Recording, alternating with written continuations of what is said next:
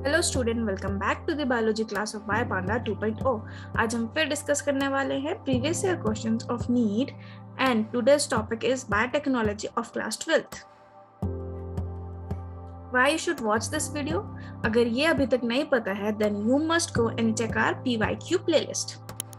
So let's start with our first question, that is DNA strands on gel stain with ethidium bromide when viewed under UV radiation appear as। ये question आया है हमें topic gel electrophoresis से। सो अब हम NCERT use करेंगे, gel electrophoresis का concept सीखेंगे और इस क्वेश्चन को आंसर करेंगे और ये भी चेक करेंगे कि एक्सपेक्टेड क्वेश्चन क्या है जो हमें इस साल पूछा जा सकता है। सो let's C the NCERT। Okay, तो जब पहले तो प्रिंसिपल क्या है जेल इलेक्ट्रोफोरेसिस का? जेल इलेक्ट्रोफोरेसिस का क्या है, डीएनए फ्रेगमेंट्स ने ना रेस लगानी है। जैसे हम बच्चे रेस लगाएं तो मोटे बच्चे पीछे रह जाते हैं ना, और जो पतले पतले हैं वो ज्यादा जल्दी भाग के आगे तक ज्यादा डिस्टेंस कवर कर लेते हैं, वही वाला हिसाब है। अब डीएनए फ्रेगमेंट के ऊपर चार्ज कौन सा होता है? नेगेटिव चार्ज, क्योंकि उसके पास फॉस्फेट ग्रुप है। तो हम उसको ना एक वेल में अरेंज कर देते हैं जिसमें डाल देते हैं एग्रोस जेल। ठीक है, तो इनका प्लेग्राउंड क्या है? एग्रोस जेल, जिसमें इन्होंने रेस लगानी है। अब एक साइड से हम इलेक्ट्रिक फील्ड लगा देंगे, तो अब डीएनए नेगेटिव है तो कौन सी वाली साइड की तरफ मूव करेगा? Towards positive side. ठीक है, तो वो जब पॉजिटिव साइड मूव करेगा तो हम नोटिस करेंगे जो स्मॉलेस्ट डीएनए पार्टिकल है वो कहाँ चले जाएंगे? दूर दूर, और जो लार्जेस्ट है वो पास ही रह जाएंगे। ठीक है, जिसके बेसिस पे ये क्या हो जाएंगे? डीएनए फ्रेगमेंट सेपरेट हो जाएंगे। तो डीएनए फ्रेगमेंट को हमने सेपरेट करना है, क्योंकि अब हमने आइसोलेट कर लिए डीएनए फ्रेगमेंट, उनको सेपरेशन करनी है जिससे हमें डिफरेंट सेपरेटेड फ्रेगमेंट्स मिल जाएंगे। ठीक है, तो प्रिंसिपल क्या था कि इलेक्ट्रिक फील्ड में हमें डीएनए फ्रेगमेंट्स जो नेगेटिवली चार्ज हैं उनको मूव कराना है। तो किस बेस पे वो मूव करे? जो छोटे थे वो ज्यादा दूर चले गए और जो बड़े बड़े थे वो रह गए। ठीक है, तो साइज पे डिपेंड करता है। तो DNA fragment separate according to their size. और उनका प्लेग्राउंड क्या था? कहाँ पे उनकी रेस लग रही थी? उनकी रेस लग रही थी वो थी एग्रोस जेल। तो ये क्वेश्चन भी बन सकता था, और ये क्वेश्चन भी आ सकता है कि स्मॉलर फ्रेगमेंट दूर जाते हैं कि पास रहते हैं। तो हमें याद रखना है स्मॉलर फ्रेगमेंट जो होते हैं वो ज्यादा दूर रीच कर सकते हैं। ठीक है, अब हमने सेग्रीगेट तो कर दिए, बट देखे कैसे? उसको देखने के लिए हम उसको स्टेन करेंगे, और स्टेन किसके साथ करेंगे? Ethidium bromide. तो इस बार हमें ये क्वेश्चन नहीं आया, बट ये बन सकता है कि हमने जेल इलेक्ट्रोफोरेसिस में स्टेनिंग किसके साथ की? तो वो स्टेनिंग की थी हमने इथिडियम ब्रोमाइड। ठीक है, अब एक और क्वेश्चन यहाँ से ये जो इथिडियम ब्रोमाइड है ना, इसको हमने स्टेन तो कर दिया पर ये हमें दिखेगी नहीं नॉर्मल लाइट से, तो इसके लिए हम इसके ऊपर क्या डालेंगे? UV rays. ठीक है, और जब यूवी रेज डालेंगे तो हमें कैसे दिखेंगे? वो दिखेंगे हमें ऑरेंज कलर के। सो नेक्स्ट 3 क्वेश्चन ये बनते हैं कि स्टेन किससे करो, कौन सी वाली लाइट डालो, और कौन से कलर के वो बैंड्स दिखेंगे? वो दिखेंगे हमें ऑरेंज कलर के।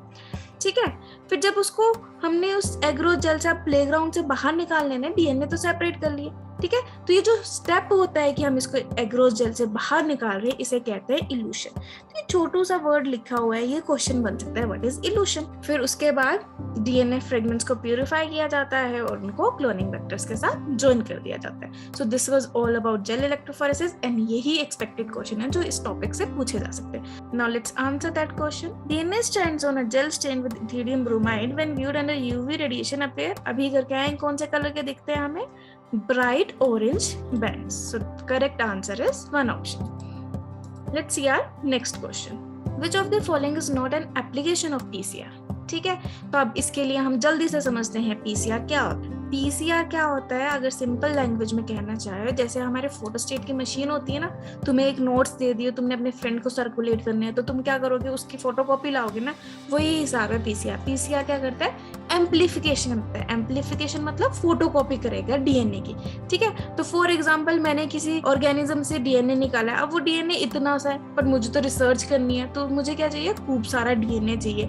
तो मैं इसकी क्या करूंगी? फोटोकॉपी करूंगी, बहुत सारे डीएनए बनाऊंगी थ्रू PCR। PCR की full form polymerase chain reaction. ठीक है, अब इस रिएक्शन में होता क्या है? हम डीएनए बना रहे हैं अपने इंटरेस्ट का, ठीक है, उसकी फोटोकॉपी बना रहे हैं, उसको एम्पलीफाई कर रहे हैं इन लैब। जब भी वर्ड लैब यूज करते हैं तो हम यूज कर लेते हैं वर्ड इन विट्रो। अब इसके 3 प्रोसेस होते हैं, ये भी पूछा जाता है। 3 प्रोसेस क्या है? Denaturation, annealing and extension. तो अब इनमें करना क्या है? डीनेचुरेशन मतलब कि किसी चीज को तोड़ना, ब्रेक कर देना। अब डीएनए हमारा डबल हेलिक्स होता है, ये ऐसे फ्रेगमेंट हाइड्रोजन बॉन्ड बने होते हैं, इसको अगर हम ब्रेक करें तो ये बॉन्ड तोड़ के ये क्या हो, सिंगल फ्रेगमेंट अलग अलग हो जाएंगे, ठीक है।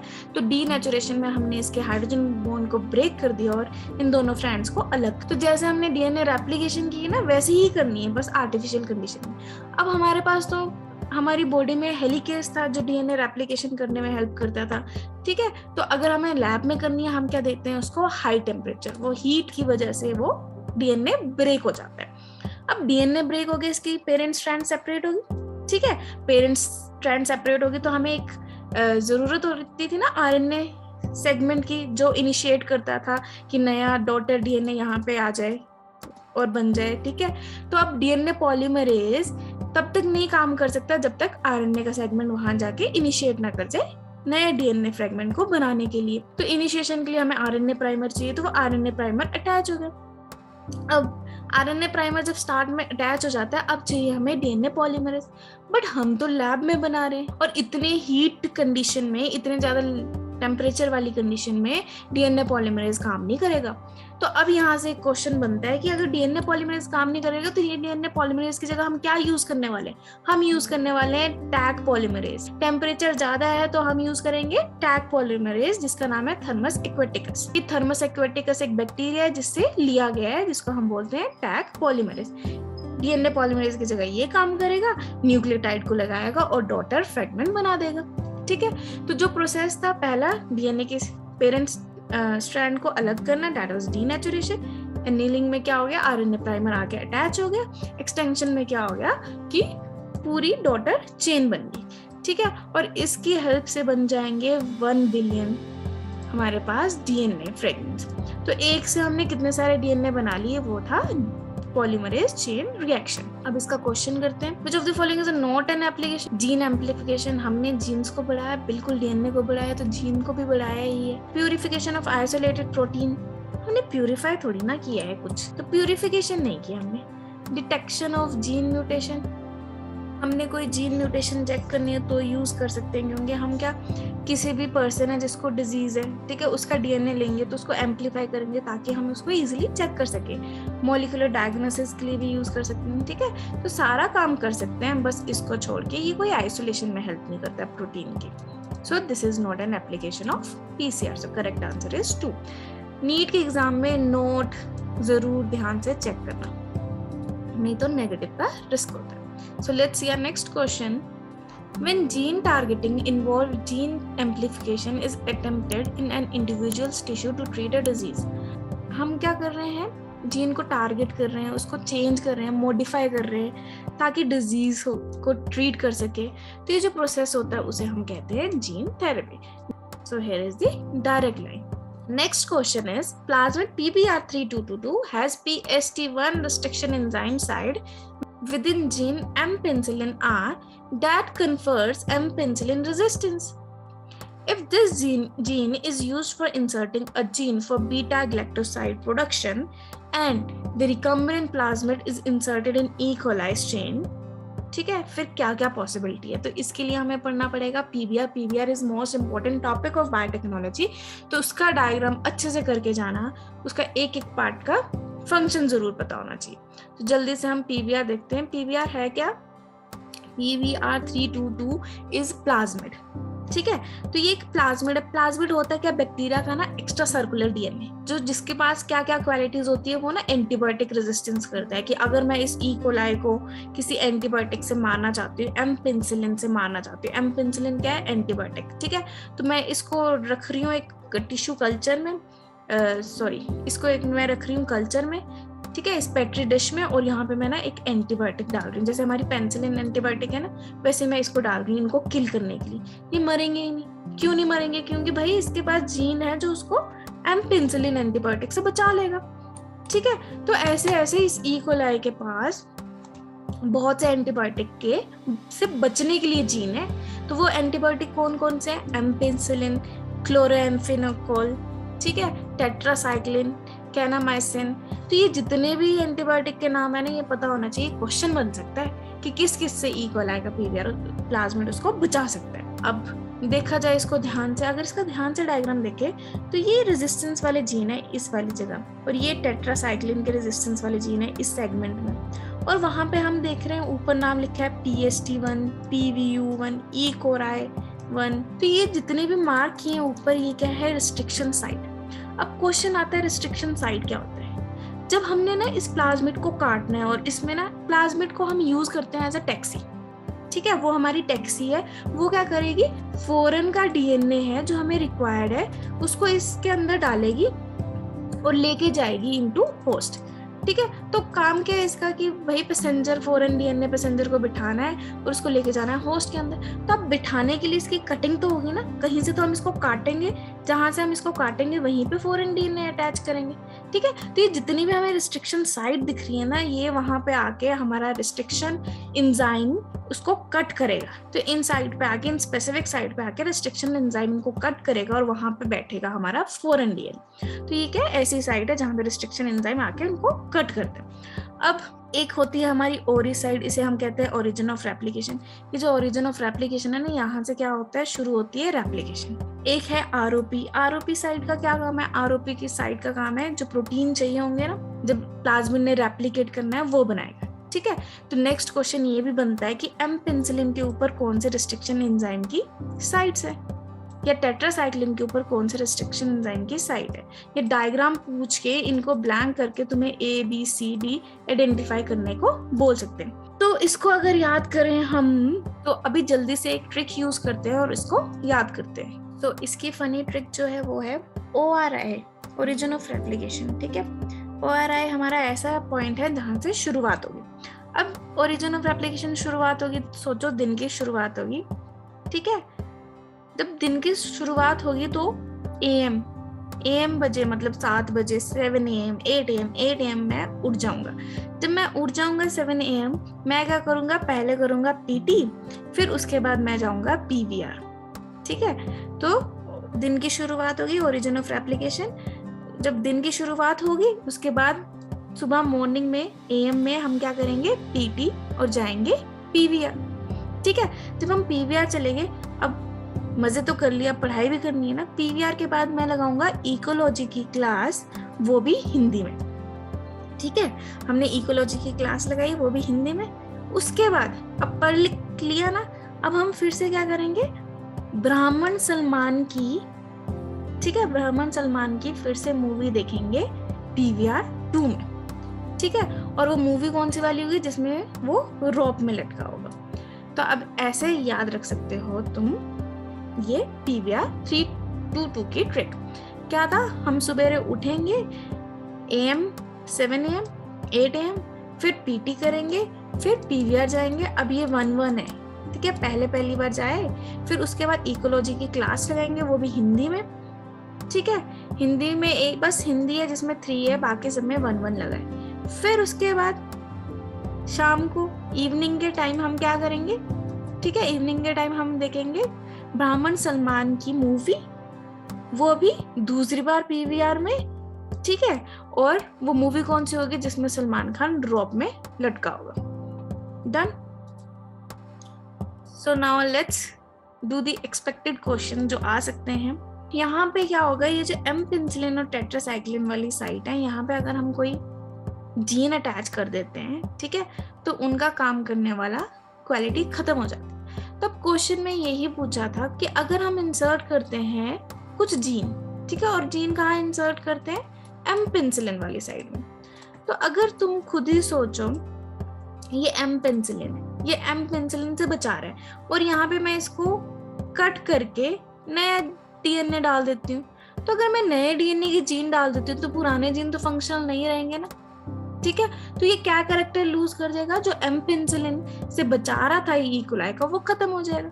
फॉर एग्जांपल, अगर मैं M पेनिसिलिन वाली साइड नहीं डालती, टेट्रासाइक्लिन वाली साइड कुछ नया DNA डाल देती हूँ, तो टेट्रासाइक्लिन वाला कैरेक्टर खत्म हो जाएगा, क्योंकि वो तो मैंने काट दिया ना जीन, उसकी जगह नया जीन डाल दिया, तो नया जीन वाला एक्शन होने लगेगा, पर टेट्रासाइक्लिन वाले रेजिस्टेंस खत्म हो गया। तो अब मैं इस ई कोलाई के ऊपर टेट्रासाइक्लिन डालती हूँ तो वो मर जाएगा, क्योंकि टेट्रासाइक्लिन रेजिस्टेंट वाली जीन्स ही खत्म हो गई। बट अगर अब मैं एम पेनिसिलिन डालती हूँ तो एम पेनिसिलिन नहीं मार पाएगा, और जब मैंने एम पेनिसिलिन में जीन इंसर्ट किया था तो टेट्रासाइक्लिन वाले नॉर्मल थे। तो अब इसके ऑप्शन देखते हैं क्वेश्चन के। The transformed cell will have the ability to resist M penicillin as well as produce beta galactoside। बिल्कुल नहीं, M penicillin वाली जगह अगर हम न्यू जीन डाल रहे हैं तो न्यू जीन वाला काम होगा, पुराना जीन का काम खत्म हो जाएगा। ठीक है, तो ये गलत है। It will lead to lysis of host cell। क्यों, हमने खत्म करने के लिए थोड़ी ना डाला था, हम तो रिकॉम्बिनेशन करने वाले हैं, तो ऐसे भी नहीं होगा। It will be able to produce a novel protein with dual ability। ठीक है, ड्यूल एबिलिटी कैसे आएगी, एक तो खत्म कर दिया हमने। It will not be able to confirm M penicillin resistant to the host cell. बिल्कुल, जो एम पेनिसिलिन का जीन था ना, जो उसको बचा रहा था एम पेनिसिलिन से, वो हमने खत्म कर दिया। For example ABCD M penicillin का जीन था।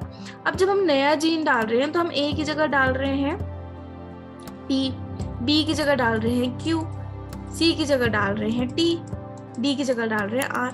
तब इनका तो मतलब ही अलग हो गया ना, तो ये वाला पुराना वाला काम तो खत्म हो जाएगा। तो ये एम पेनिसिलिन रेजिस्टेंस जो दे रहा था, बचा रहा था, वो खत्म हो जाएगी। ठीक है, तो ऐसा क्वेश्चन बन सकता है। Let's see this question. इस क्वेश्चन में बोला गया है, it is possible to detect the mutated gene causing cancer by allowing radioactive probe to hybridize its complementary DNA in a clone of cells. ठीक है, ऐसा पॉसिबल है। क्यों पॉसिबल है? फॉर एग्जाम्पल ये हमारा DNA, हमें पता है इसमें जीन क्या होगा, ATC। फॉर एग्जाम्पल हमें पता है इसमें जीन ATC है। तो अब हम जो इस सॉल्यूशन में रेडियो एक्टिव प्रोब डालेंगे, रेडियो एक्टिव प्रोब मतलब कि इसके कॉम्प्लीमेंट्री नाइट्रोजनस बेस डालेंगे जो इससे अटैच होगा। ठीक है, और अगर वो इससे अटैच होगा तो वो क्या करेगा, रिफ्लेक्ट करेगा लाइट। फॉर एग्जाम्पल हमने यहाँ पे रेडियो एक्टिव डाल दिया TAG। ठीक है, ये रेडियो एक्टिव, ये चमकेगा। इसको जब हमने डाला इस सॉल्यूशन में तो ये इसके साथ बॉन्ड बना लेगा ऑब्वियसली। ठीक है, बॉन्ड बना के ये ग्लो करने लग पड़ेगा, हम आइडेंटिफाई कर लेंगे कि ये तो नॉर्मल जीन है। अब दूसरा जीन क्या था, जो म्यूटेशन, जिसमें म्यूटेशन होगी है, तो दूसरा DNA में क्या था, ठीक है, ATC की जगह क्या आ गया, C और T। अब हमने तो यही वाला रेडियो एक्टिव प्रोब डाला था ना, जो चमकेगा और अटैच होगा। अब इसके साथ तो वो अटैच नहीं हो रहा म्यूटेटेड के साथ, क्योंकि कोड चेंज हो गए, जिससे हमें पता चल गया कि हाँ यहाँ पे म्यूटेशन हुई है। ठीक है, तो अब ये क्वेश्चन के ऑप्शन देते हैं कि कैसे हमें डिटेक्ट कर पाएंगे। Mutated gene completely and clearly appears on a photographic film. बिल्कुल नहीं, mutated gene does not appear on a photographic film as the probe has no complementary with it. बिल्कुल करेक्ट। अगर इसके साथ ये नॉर्मल सेल है और ये म्यूटेटेड सेल है, अगर नॉर्मल सेल होता तो ये प्रोब अटैच हो जाना चाहिए था, ग्रीन वाला। ठीक है, radio active probe easily attach हो जाना था, बट यहाँ पे म्यूटेशन हुई है, एक्सचेंज हो गए हैं जीन्स। ठीक है, तो अब इसके साथ तो प्रॉब्लम होगी ना, ये कैसे अटैच करेगा यहाँ पे। तो अगर ये अटैच ही नहीं करेगा तो ये दिखेगा ही नहीं हमें म्यूटेटेड जीन फोटोग्राफी फिल्म में, क्योंकि बेस पेयर चेंज हो गए हैं। हमने जो डाला है प्रोब वो काम ही नहीं करेगा। Mutated gene does not appear on a photographic film as probe has complementary। No, अगर कॉम्प्लीमेंट्री होता है इसकी जगह तो इसने अटैच हो जाना था और उसने भी दिखना था फिर म्यूटेटेड जीन ने। Mutated gene partially appears on a photo. ठीक है, सो करेक्ट आंसर इज दिस, और कंसेप्ट बता दिया गया और डायरेक्ट NCERT में इसकी लाइन भी दी है। और ये जो प्रोसेस होता है ना, इसे हम कहते हैं ऑटो रेडियोग्राफी। तो ये क्वेश्चन भी बन सकता है कि what is auto radiography. Auto radiography से हम क्या फाइंड आउट कर सकते हैं, मॉलिक्यूलर डायग्नोसिस कर सकते हैं, डिजीज फाइंड आउट कर सकते हैं, म्यूटेशन फाइंड आउट कर सकते हैं। ठीक है, और करते कैसे, हम किसी DNA और RNA को टैग कर देते हैं रेडियो एक्टिव मॉलिक्यूल से। ठीक है, जैसे हमने नाइट्रोजन बेस लिया, उसको टैग कर दिया रेडियो एक्टिव मॉलिक्यूल से, ताकि वो ग्लो करेगा, फिर वो चमकेगा तो हमें दिख जाएगा। The clone having the mutated gene will hence not prepare on the photographic film because probe will not have complementary genes with the mutated genes। ठीक है, तो ये था इसका answer. So let's see the next question. During the process of gene amplification using PCR, if very high temperature is not maintained in the beginning, then which of the following steps PCR will be affected? सबसे starting में अगर हम high temperature ही नहीं देंगे तो हम क्या नहीं तोड़ पाएंगे, DNA। और DNA को ब्रेक करना मतलब उसके ब्रेक करना इसमें क्या हो रहा है कि मतलब कि उसके दोनों स्ट्रैंड्स को, डबल स्ट्रैंड को सेपरेट करना, सिंगल एक्सपोज करना पेरेंट स्ट्रैंड। का आंसर होगा denaturation. Let's see the next question. For effective treatment of disease, early diagnosis and understanding its pathophysiology is very important. ठीक है, मतलब कि हमें ना जब हमारे अंदर माइक्रोब जाते हैं ना तो वो टाइम लेंगे ना डिवाइड करने में, फिर हमें इफेक्ट करने में, सिम्टम्स डालने में। तो अगर हमें अर्ली जानना है कि हमें कोई डिजीज तो नहीं हुई है, अर्ली डिटेक्ट करना है, तो हम क्या करेंगे? तो उसके लिए हम करेंगे एक technique known as ELISA, enzyme linked immunosorbent assay. ठीक है, तो ये मॉलिक्यूलर डायग्नोसिस में दिया हुआ है, डायरेक्ट लाइन NCERT में। अब इससे क्या क्वेश्चन आ सकता है कि which of the following is based on antigen antibody interaction. ठीक है, तो वो कौन सी टेक्निक है? ELISA। Infection by pathogen can be detected by the presence of antigen. ठीक है, जो पैथोजन है उनके ऊपर क्या होता है, कुछ प्रोटीन्स होते हैं ना, तो उन प्रोटीन्स को किल करने के लिए वी हैव एंटीबॉडी। ठीक है, तो अगर इसके लिए ये वाली एंटीबॉडी चाहिए होगी तो ये एंटीबॉडी बनाएंगे। तो अगर ये एंटीबॉडी और एंटीजन इंटरेक्ट कर रहे हैं जिससे हमें पता चल जाएगा कि हाँ ये डिजीज है, तभी हमारी ये एंटीबॉडीज यूज हो रही है। ठीक है, ये प्रोड्यूस हो रही है, तो हम डिटेक्ट कर लेंगे कि एंटीबॉडी सिंथेसाइज हो रही है उस पैथोजन के अगेंस्ट, जिससे हमें आइडिया लग जाएगा अर्ली बेस पे कि हाँ इस पर्सन को डिजीज है। तो ELISA is antibody antigen interaction based identification principle. Let's see the next question, which is not a step in MOET। मैंने पिछले जो चैप्टर की PYQ प्रोवाइड की थी उसमें MOET एक कंसेप्ट समझाया था, उसके रिलेटेड ये क्वेश्चन है। आई होप वो अगर आपने वीडियो देखी है PYQ की तो ये क्वेश्चन बहुत इजीली से सॉल्व हो जाएगा। तो उसमें काओ क्या करती है, 6 to 8 eggs at a time produce करती है, बिल्कुल। और वो प्रोडक्शन भी हम किसी हार्मोन डाल के करवाते हैं। Cow is fertilised by artificial insemination, बिल्कुल ये भी करेक्ट है। Fertilised eggs are transferred to surrogate mothers, वो मदर्स जो एक एक एग्स ले लेंगी। ठीक है, और वो किस स्टेज में था, 8 to 32 सेल स्टेज, ये बिल्कुल correct. Cow is administered, cow is given with LH hormone for super evolution. क्या LH था? नहीं, वो था FSH।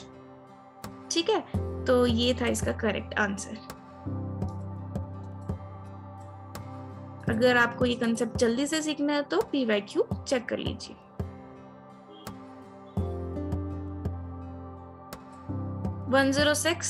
Which of the following is the correct sequence of PCR? PCR के कितने क्वेश्चन आए? ठीक है, तो पहले DNA फ्रेगमेंट्स को सेपरेट करना है, डीनेचुरेशन, फिर उसमें प्राइमर RNA प्राइमर अटैच करना है, इनिशिएशन करवानी है, एनीलिंग, फिर उसके बाद DNA फ्रेगमेंट को डॉटर DNA फ्रेगमेंट बनाना है, उसे कहते हैं extension. So 4th is the option.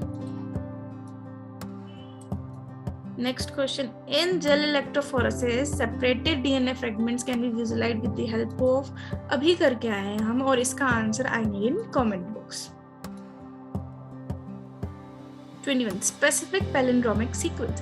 अब हमने देखा था कि PBR 322 में वो थी साइट्स थी जिसको हमने बोला था रिस्ट्रिक्शन साइट्स, और मैंने बताया था रिस्ट्रिक्शन एंजाइम्स आएंगे और वहाँ पे अटैच होंगे और उनको कटिंग करेंगे। तो जब वो कटिंग करते हैं ना रिस्ट्रिक्शन एंजाइम, वो कैसे करते हैं? वो करते हैं इन पैलिंड्रोमिक सीक्वेंस। अब पैलिंड्रोमिक सीक्वेंस क्या होता है? जो लेफ्ट से देखो तो भी सेम होता है, राइट से देखो तो भी सेम होता है। ठीक है, इसको देखो GGG, लेफ्ट से GG है, 5' यहाँ पे भी GG, आगे A आ गया।